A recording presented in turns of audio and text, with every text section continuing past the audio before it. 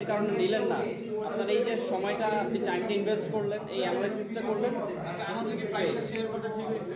প্রাইসটা শেয়ার করে আপনার এক্সপেক্টেড প্রাইস বলে দিয়েছেন?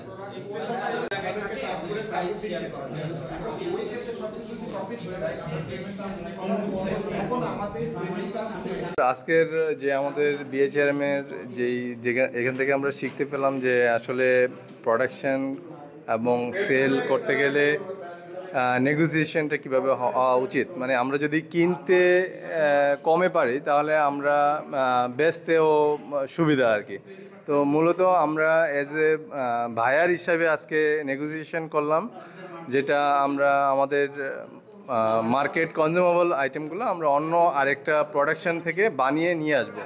তো ওই ক্ষেত্রে আমাদেরকে চিন্তা করতে হয়েছে, কীভাবে চিন্তা করতে হয়েছে যেটা শিখতে পেলাম। আগে চিন্তা করতে হয়েছে আমাদের ব্র্যান্ডিং কস্ট, আমাদের ইনফ্রাস্ট্রাকচার কস্ট, আমাদের যেই আদার্স যে কস্টগুলো আছে এই কস্টগুলোকে কীভাবে ক্যালকুলেশন করে আমাদের যে মার্কেট সেল আছে ওই সেলের উপর নেগোসিয়েশন করে আমরা কিভাবে প্রকিউরমেন্ট করব।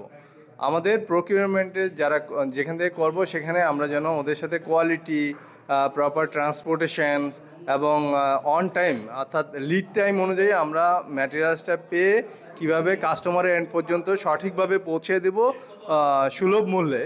তো এটা থেকে ক্লিয়ার এখান থেকে মেসেজ পেয়ে গেছি। আর হলো যে আমাদের যেই টার্মস অ্যান্ড কন্ডিশন অর্থাৎ অ্যাকাউন্টসের যেই ব্যাপারগুলো, অর্থাৎ ওদেরকে পেমেন্টটা কিভাবে হবে, কখন পৌঁছে দেবে, এই ডিলগুলো আমরা এই নেগোসিয়েশনের মাধ্যমে খুব সুন্দরভাবে বিএচআরএমের প্র্যাকটিক্যাল ক্লাস থেকে খুব সুন্দরভাবে জানতে পেলাম স্যার। জি, আসসালামু আলাইকুম স্যার। আজকে আমরা বিএচআরএমের যে ক্লাসে স্যার আজকে একটা live case study plus negotiation skill একটা ক্লাস করলাম। এটা স্যার খুবই হেল্পফুল ছিল। সেখানে স্যার আমাদের ভূমিকাটা ছিল আমরা একটা পার্টি বায়ার, একটা পার্টি হচ্ছে সাপ্লায়ার। তো আমাদের হচ্ছে একটা এখানে একটা প্যাকেজ দেওয়া হয়েছে যে বিস্কুটের একটা প্যাকেট, এর নির্দিষ্ট একটা মূল্য দেওয়া আছে যে আমরা 30% প্রফিট করে এই মূল্যে সেল করতে হবে।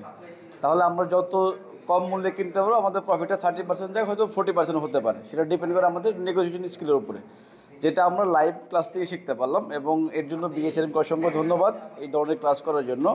আর আমিও স্যার আশাবাদী যে এখান থেকে অনেক কিছু শিখে যাচ্ছি, যেটা আমার কর্মক্ষেত্রে এবং আমার ব্যক্তিগত জীবনে আমি কাজে লাগাতে পারবো স্যার। এর জন্য বিএচআরএমকে এগেইন থ্যাংক ইউ স্যার। আসসালামু আলাইকুম।